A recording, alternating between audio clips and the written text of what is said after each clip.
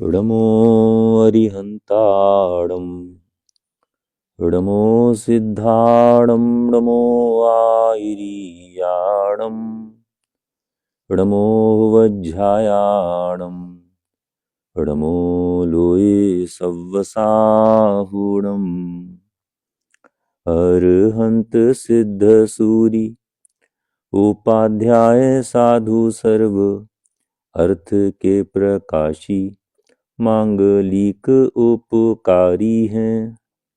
तिनको स्वरूप जानी रागते भई जो भक्ति काय को न माय हे स्तुति उच्चारी है। धन्य धन्य तुम ही से काज सब आज भय कर जोरी बारंबार वंदना हमारी है। मंगल कल्याण सुख ऐसो हम चाहत हैं। होहु मेरी ऐसी दशा जैसी तुम धारी है। होहु मेरी ऐसी दशा जैसी तुम धारी है। होहु मेरी ऐसी दशा जैसी तुम धारी है। इन भावों का फल क्या होगा, इस उपन्यास के आधार से अपन यहाँ स्वाध्याय कर रहे हैं। पृष्ठ संख्या 21 तक की चर्चा अपन कर चुके थे। 21वें पृष्ठ की अंतिम पंक्ति, जिसमें एक बहुत ही महत्वपूर्ण संदेश है अपन सभी के लिए कि अपने भगवान कैसे हैं, वीतरागी हैं। वीतरागी माने राग द्वेष से रहित हैं, परम अहिंसक पद्धति से वे भगवान बने हैं। परम अहिंसक पद्धति से वे भगवान बने हैं, तो जिनकी हम पूजा कर रहे हैं उसके साधन भी हमारे अहिंसक ही होने चाहिए। पूजा की भी पंक्ति है महावीर भगवान की पूजा की, यद्यपि युद्ध नहीं कियो नाही रखे असी तीर, परम अहिंसक आचरण तदपि बने महावीर।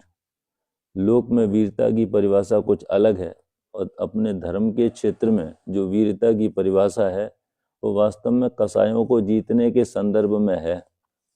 आपके अंदर कितनी सहनशीलता है, कितने आप समता भाव रूप परिणम सकते हैं।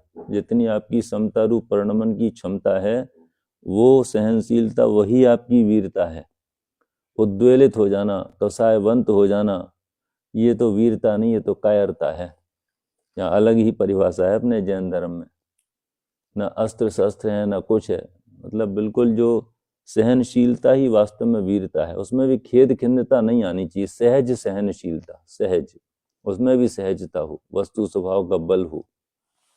ये पुरुषार्थ है जिसमें जगत को पुरुषार्थ नहीं कायरता नजर आती है। आगे से अपनी चर्चा 22 पृष्ठ से शुरू करते हैं आज। जिसे जिनेंद्र भगवान के वीतराग विज्ञान में स्वरूप की खबर ही ना हो। जिसे जिनेंद्र भगवान के वीतराग विज्ञान में स्वरूप की खबर ही ना हो, जिसे उनके सर्वज्ञता और वीतरागता जैसे अनुपम गुणों पर श्रद्धा ही ना हो। ये गुण है भगवान के, गुण है, कसौटी भी है भगवान की, वीतरागता और सर्वज्ञता। और तीसरा गुण कौन सा इसमें जुड़ जाता है, हितोपदेशता, जो तीर्थंकर भगवंतों की मुख्यता से है। क्योंकि सभी भगवंतों का उपदेश नहीं होता है, लेकिन जो भी तीर्थंकर होते हैं उनका अनिवार्य रूप से उपदेश होता है। फिर उनका उपदेश कैसा होगा कि जब वो वीतरागी हैं और सर्वज्ञ हैं तो उनका उपदेश भी हितकारक ही होता है। हितकारक माने जो आत्महित में निमित्त बने, आत्मा के उत्थान में निमित्त बने, ऐसा उनका उपदेश होता है। तो जिसको खबर नहीं है सर्वज्ञता वीतरागता जैसे अनुपम गुणों की, तो वे श्रद्धा भी कैसे होगी। जो जिनेंद्र भगवान को भक्तों का भला करने वाला और दुष्टों को दंड देने वाला मानता हो, जो उन्हें अधम उद्धारक, पतित पावन, दीन दयाल मानता हो, उसके हृदय में उनके वीतरागी स्वभाव की महिमा कहाँ से आएगी। जिसकी सोच इस प्रकार की है, जिसकी मान्यता इस प्रकार की है कि भगवान ये काम करने वाले हैं, उसको भगवान के वीतरागी स्वभाव की महिमा कैसे आ सकती है। उनके वीतरागी व्यक्तित्व के प्रति भक्ति भावना कैसे आएगी। जब गुणों का ही यथार्थ ज्ञान नहीं है तो गुणों के प्रति अनुराग का नाम ही भक्ति है। जब गुणों के बारे में ही सच्ची खबर नहीं है तो भक्ति भावना भी सच्ची कैसे होगी। ये सब कार्य करुणा व क्रोध के बिना तो संभव ही नहीं होते। कौन से कार्य? जो ऊपर बताए हैं। आप अधम उद्धारक हैं, पतित पावन हैं, दीन दयाल हैं, करुणा निधान हैं। देखो भक्ति में आप कुछ भी बोलें वो बात अलग है, लेकिन आप मानते क्या हैं? क्या वास्तव में भगवान को आप ऐसा ही मानते हैं? ये भी श्रद्धा का ही दोष है। यदि आपकी मान्यता में, अभिप्राय में, श्रद्धा में ये बातें चल रही हैं कि भगवान दुष्टों का संहार करने वाले हैं, भक्तों का भला करने वाले हैं, तो ये मान्यता मिथ्यात्व के खाते में जाती है। भक्ति भाववश आप कुछ भी कहें वो अलग बात है, लेकिन यदि श्रद्धा के लेवल पर अगर ये मान्यता आपकी है तो वो मिथ्यात्व हो जाती है, विपरीत मान्यता है। ये सब कार्य करुणा व क्रोध के बिना तो संभव ही नहीं होते। जब दया आएगी तभी तो दूसरे को उपकार करेंगे। भाई पहले भगवान देख रहे हैं कि सर्वज्ञ तो हैं ही, वो देख रहे हैं कि लोग दुखी हैं। अब उनका दुख देख करके पहले भगवान स्वयं दुखी होंगे, फिर अपने दुख को दूर करने के लिए दूसरों पर करुणा करेंगे, दूसरों का दुख दूर करने के लिए। तो इसके लिए तो भगवान को दुखी होना पड़ेगा। माने करुणा और क्रोध के बिना अब कोई गलत कार्य कर रहा है तो उसको दंड कब देंगे? गुस्सा आएगा तभी तो दंड देने का परिणाम आएगा। तो भगवान वीतरागी कहाँ रहे? और इसी का नाम तो राग द्वेष है। करुणा राग में घटित कर लो और क्रोध वो द्वेष में आ गया। करुणा व क्रोध के बिना तो संभव ही नहीं होते। ऐसी मान्यता वालों के द्वारा तो, अब तुम्हारा उत्तर इसमें आ रहा जो उस दिन तुमने पूछा था, अवर्णवाद क्या चीज है। ऐसी मान्यता वालों के द्वारा तो वीतराग भगवान की भक्ति के बजाय भगवान का अवर्णवाद ही होता है। जैसा भगवान का स्वरूप नहीं है वैसा भगवान का स्वरूप बताना, उस प्रकार से भगवान को मानना और ऐसी मान्यता से भगवान की पूजा उपासना करना, ये भगवान का अवर्णवाद है। अवर्णवाद हो गया ना क्लियर। सब चीज का समाधान है जिनवाणी में। अपने को प्रश्न इसलिए खड़े हो रहे हैं क्योंकि अपन ने बहुत ज्यादा स्वाध्याय भी नहीं किया है। जो चीजें हैं ना, जो प्रश्न चित्त में खड़े हो रहे हैं, ऑटोमेटिक आगे सबका समाधान मिलता जाएगा। वीतरागी जिनेंद्र देव के स्वरूप से अपरिचित भक्त तो भगवान का और उनकी भक्ति का मूल्यांकन भी अपनी मांग पूर्ति के हिसाब से ही करते हैं। मांग पूर्ति के हिसाब से करते माने भाई जो ज्यादा मांगों की पूर्ति कर देगा, जिन भगवंतों के माध्यम से जितना ज्यादा हमारा जो डिमांड है वो पूर्ति हो जाएगी, तो उतने ही ऊंचे भगवान हो गए वो। और जितनी ज्यादा अच्छे ढंग से हम भक्ति करें, पूजा करें, जितनी ज्यादा करें, तो उससे अपनी मापतोल कर ली। स्पष्ट लिखा है कि भक्ति का मूल्यांकन भी अपनी मांग पूर्ति के हिसाब से ही करते हैं। उनके मन में भगवान के प्रति निष्काम भक्ति भावना कहाँ से कैसे आएगी।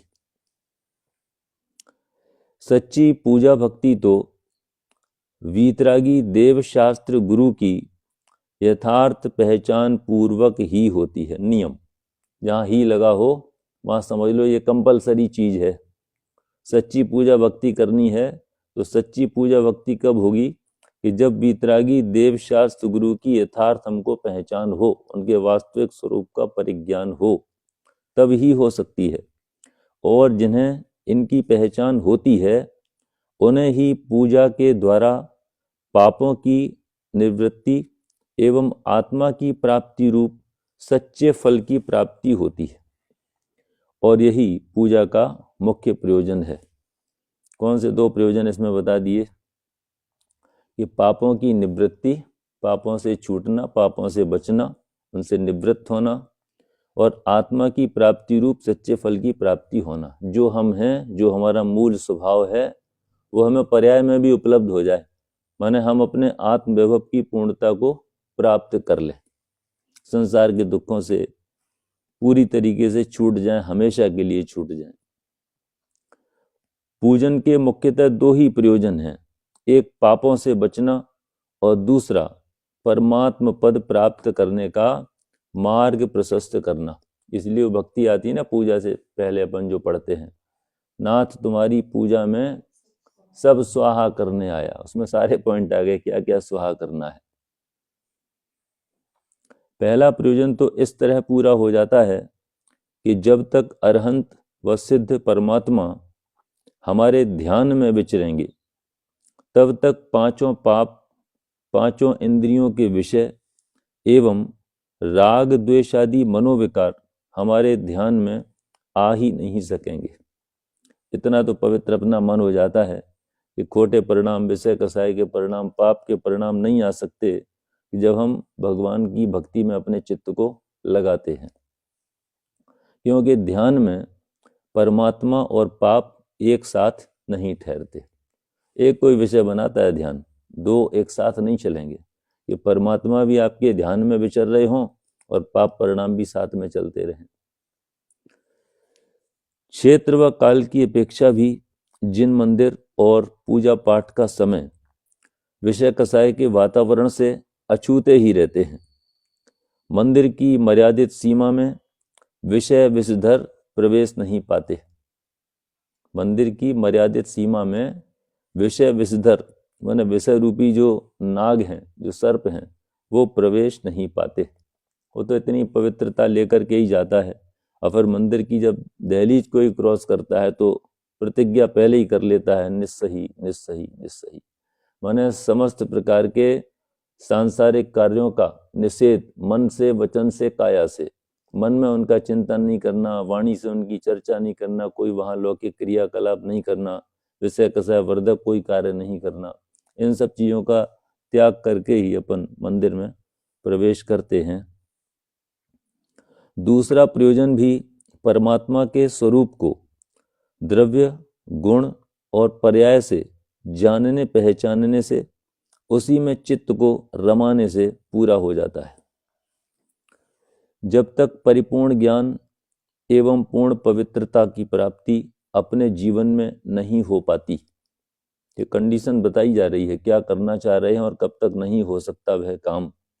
जब तक परिपूर्ण ज्ञान एवं पूर्ण पवित्रता की प्राप्ति अपने जीवन में नहीं हो पाती, तब तक ना चाहते हुए भी शुभ भावों के रहने से ज्ञानी धर्मात्माओं को भी सातिशय पुण्यबंध भी सहज ही होता रहता है, जिसके निमित्त से लौकिक अनुकूलताएं भी बनी रहती हैं।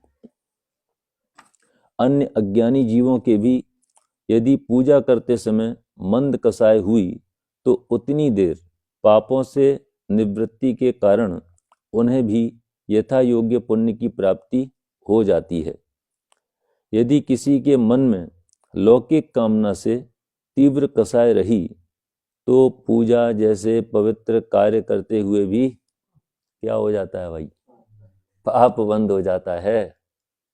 फिर से पढ़ें लाइन ये वाली, अन्य अज्ञानी जीवों के भी, अगर अज्ञानी भी है और पूजा करते समय उसकी कसाय मंद है, शुभ परिणाम है, उपयोग वहां लग रहा है, भक्ति भाव विशेष है, तो उतनी देर जितनी देर उसके परिणाम पूजा के अनुसार हैं, भक्ति के अनुसार हैं, जो भी धार्मिक क्रिया कर रहा है उसके अनुसार हैं उसके परिणाम, तो उसको भी मंद कसाय के कारण जो पापों से उतने काल के लिए जो उसकी निवृत्ति है, उसको भी यथा योग्य पुण्य की प्राप्ति हो जाती है, पुण्य का बंध होता है अज्ञानी को भी। लेकिन यदि किसी के मन में लौकिक कामना है कि भगवान हमारे कष्टों का निवारण करेंगे, धन संपत्ति दिला देंगे, कोई लौकिक अनुकूलताओं की प्राप्ति हो जाएगी, ऐसी कामना है तो वो तीव्र कसाय कहलाती है। इससे क्या होता है कि पूजा जैसे पवित्र कार्य करते हुए भी पाप का बंध हो जाता है, क्योंकि पुण्य पाप का बंध भी तो भावों से ही होता है। कहा भी है, बंध मोक्ष परिणामन ही सो कहत सदा ये जिनवर वाणी। धर्मेश का एक अन्य प्रश्न सिद्ध भगवान के आह्वान के संबंध में था। जब सिद्ध परमात्मा संसार में आते ही नहीं हैं, आठों कर्मों का अभाव हो जाने से आ भी नहीं सकते, तो फिर हम सिद्ध पूजन में उनका आह्वान क्यों करते हैं? यह प्रश्न कितना जोरदार। क्या औचित्य है इसका? पूजन के 5 अंगों में आह्वानन, स्थापन और सन्निधिकरण 3 तो ये ही हैं। पूजन के अंगों में इन्हें इतना महत्व क्यों?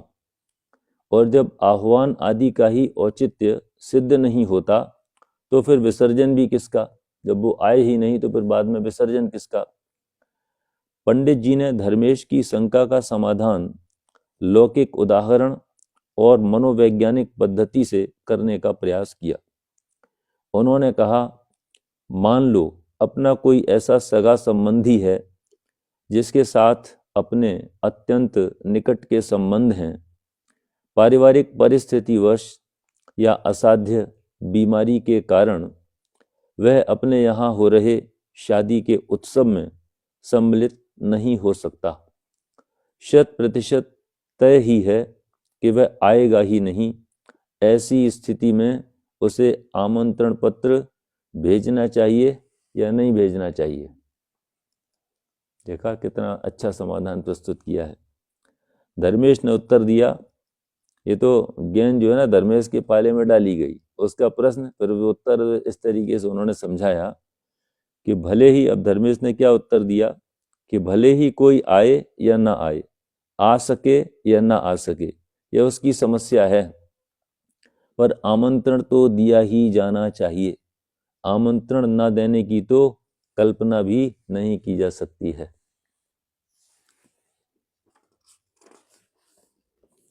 मैं तो यहाँ तक कहूँगा कि यदि किसी मजबूरी में वे ना आ सकें तो आशीर्वाद लेने उनके घर स्वयं वर वधू को पहुँचना चाहिए।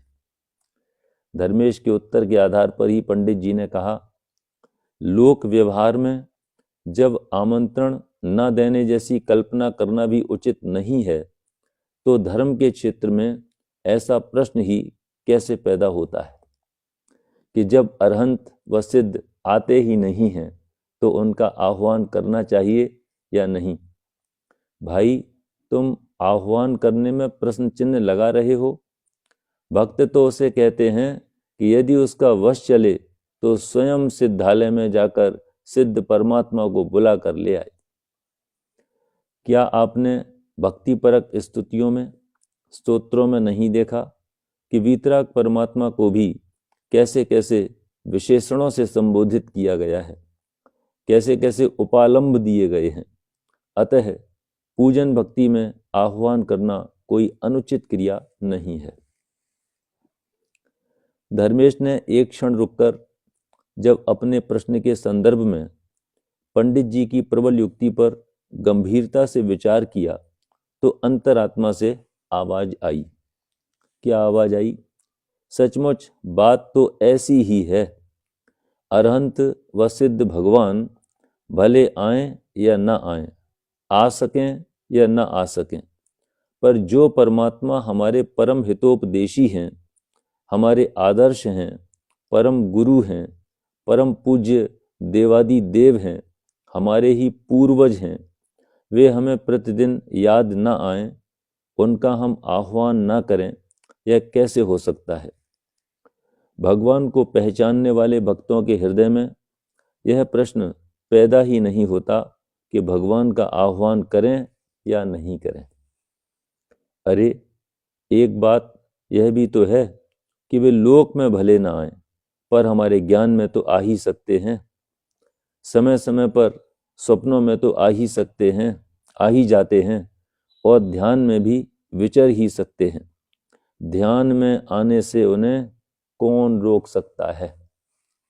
इसीलिए तो महावीर वंदना में कहा है, वे वर्धमान महान जिन विचरें हमारे ध्यान में।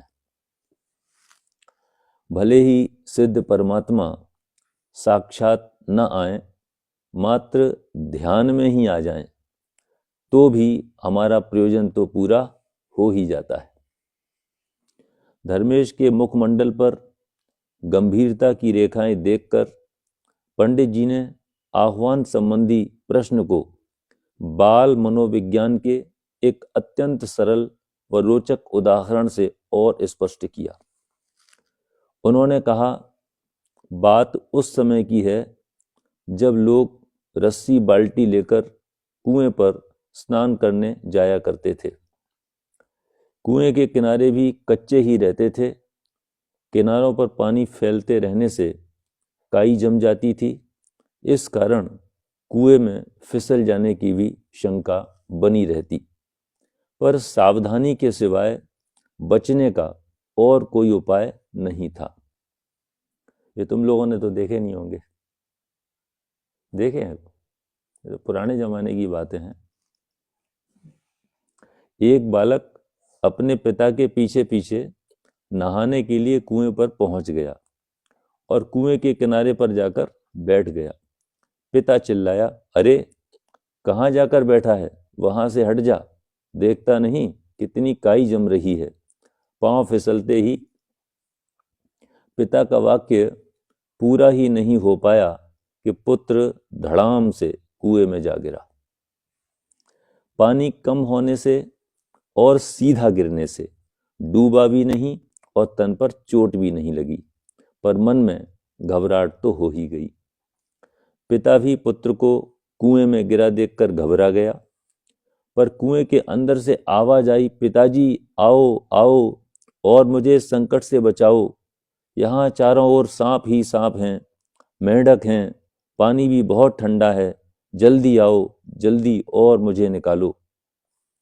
पुत्र की पुकार सुनकर पिता को इतनी तसल्ली तो हो गई कि बेटा बच गया है और पूरे होश हवास में है, पर करूं क्या, उसके पास कैसे जाऊं? उसके पास पहुंचना तो संभव नहीं था, पर पिता को एक उपाय सूझा। उसने रस्सी को कुएं में डाला। रस्सी 3 बेलों से मजबूत बनी थी। 3 बेलों से, इतना एक ऐसी फंसा करके बनाते हैं। रस्सी 3 बेलों से मजबूत बनी थी। बालक उसके सहारे ऊपर आ सकता था उसको पकड़ करके, पर नादान बालक रस्सी का सहारा न लेकर पिता को पुकारता ही रहा, यहां आओ यहां आओ। बस यही स्थिति भक्तों एवं भगवान की है। देखो कैसा अच्छा उदाहरण इसमें बिल्कुल फिट किया, एकदम कितना अच्छा क्लियर किया है। यही स्थिति भक्तों एवं भगवान की है। सभी भक्त भवकूप में पड़े हैं, है ना, संसार रूपी भवकूप। संसार है ना, भव माने संसार, कूप माने कुआं। भवकूप में पड़े हैं और भगवान भवकूप के किनारे पर सिद्ध शिला पर बैठे हैं। भक्त उनका आह्वान करता है, पर भगवान भी क्या करें, उनका यहाँ भवकूप में आना तो संभव है नहीं।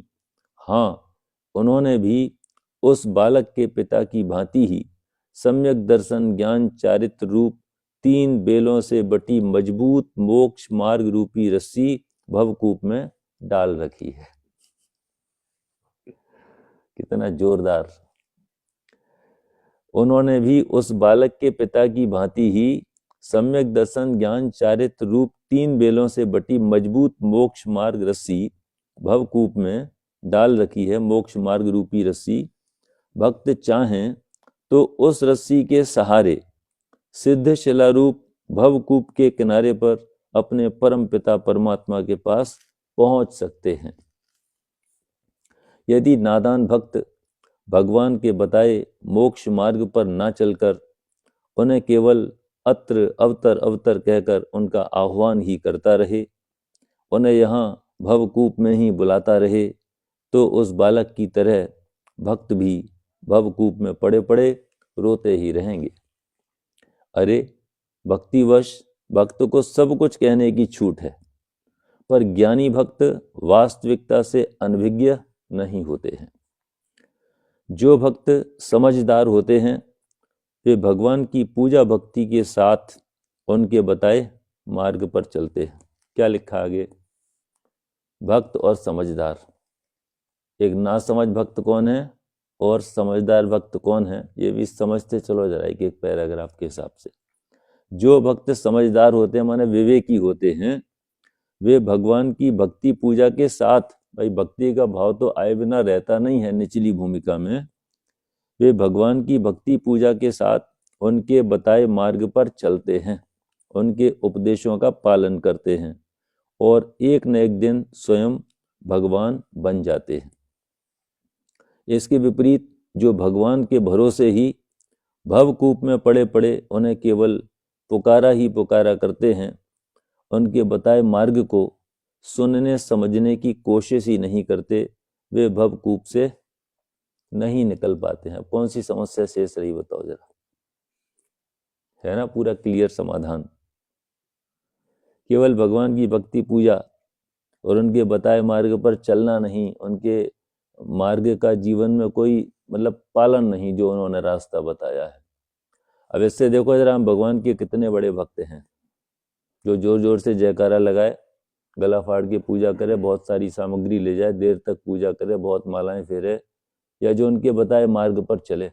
वास्तव में भगवान का सच्चा भक्त तो वही है वो जो जितने अंशों में भगवान के मार्ग का अनुसरण कर रहा है, जितने अंशों में जिसने भगवान के उपदेशों का अपने जीवन में पालन किया है, उतने ही अंशों में वह भगवान का भक्त है। बाकी तो बस आप कह लो व्यवहार से भक्ति, भक्ति तो कहते ही उसे हैं जिसको भगवान के गुणों में अनुराग हो, उनका जैसे बनने की भावना से जो उस दिशा में जिसने अपना पुरुषार्थ प्रारंभ किया हो, वास्तव में वही भगवान का भक्त कहलाने का अधिकारी है। जो उनके बताए मार्ग पर चलते हैं वे एक न एक दिन स्वयं भगवान बन जाते हैं। इसके विपरीत जो भगवान के भरोसे ही भवकूप में पड़े पड़े उन्हें केवल पुकारा ही पुकारा करते हैं, उनके बताए मार्ग को सुनने समझने की कोशिश ही नहीं करते, वे भवकूप से नहीं निकल पाते। भाई पूजा भक्ति के माध्यम से अपने को पहचान कर भक्त से स्वयं भगवान बन जाना ही पूजा का मूल प्रयोजन है। पंडित जी द्वारा ऐसे सरल सुबोध शैली में किए गए समाधान से धर्मेश तो हर्षित हुआ ही, अन्य लोग भी लाभान्वित हुए। प्रश्न तो और भी बहुत थे, पर समयाभाव के कारण सभी प्रश्नों का समाधान तो संभव नहीं हो सका, पर जितना जो समाधान मिला उससे सभी श्रोता गदगद थे। वैसे तो पंडित जिनेश चंद्र जी धर्मेश के नगर के निकट ऐसे आदर्श ग्राम में रहते थे जहां सुविधाएं तो सब शहर जैसी थीं, पर शहरों जैसा कोलाहल, भागदौड़, गंदगी और गुंडागर्दी नहीं थी। यातायात के साधन भी सब थे, विशुद्ध ग्रामीण वातावरण और दूध दही, साग सब्जी आदि के सब साधन सुलभ थे। अंतर्मुखी मनोवृत्ति होने से पंडित जी को एकांतवास ही अधिक प्रिय था। अंतर्मुखी मनोवृत्ति होने से पंडित जी को एकांतवास ही अधिक प्रिय था। उनका स्वाध्याय भी स्वांतः सुखाय होता था, अपनी संतुष्टि के लिए, यानी किसी को दिखाना है, लोगों को इकट्ठा करना है, अपने आनंद के लिए, अपनी संतुष्टि के लिए, स्वयं के लाभ के लिए जो काम किया जाता है, ऐसा स्वाध्याय खुद के लिए किया जाने वाला कार्य। उनका स्वाध्याय भी स्वांतः सुखाय होता था। आगे आकर तत्व प्रचार प्रसार के आयोजन करना उनकी प्रकृति में नहीं था। कोई करे तो उससे तो वे प्रसन्न ही होते, पर स्वयं कुछ करने को उनका मन नहीं होता। वे इस प्रयोजन से कहीं आते जाते भी नहीं थे। यही कारण रहा कि उनकी जन साधारण में विशेष प्रसिद्धि व परिचय नहीं हो पाया।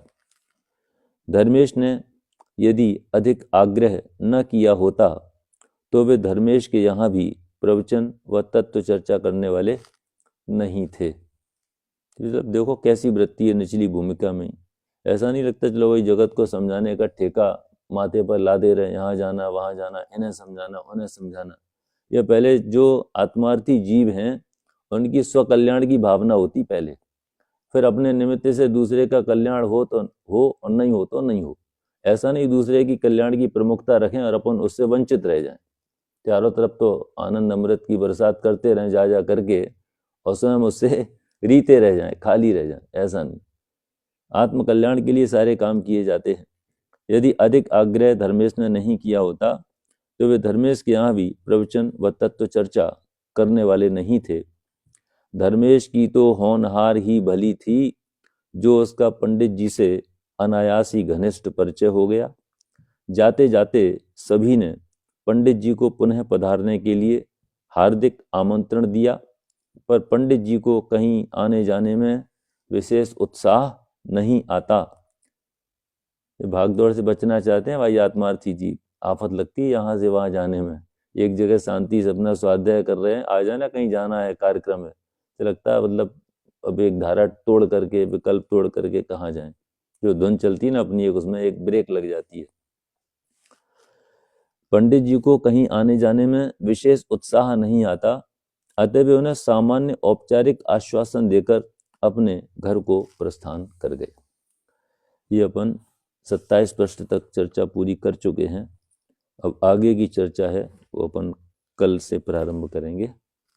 बोलिए वर्तमान शासन नायक महावीर भगवान की सहजानंदी शुद्ध स्वरूपी अविनाशी में आत्म स्वरूप, सहजानंदी शुद्ध स्वरूपी अविनाशी में आत्म स्वरूप, सहजानंदी शुद्ध स्वरूपी अविनाशी में आत्म स्वरूप।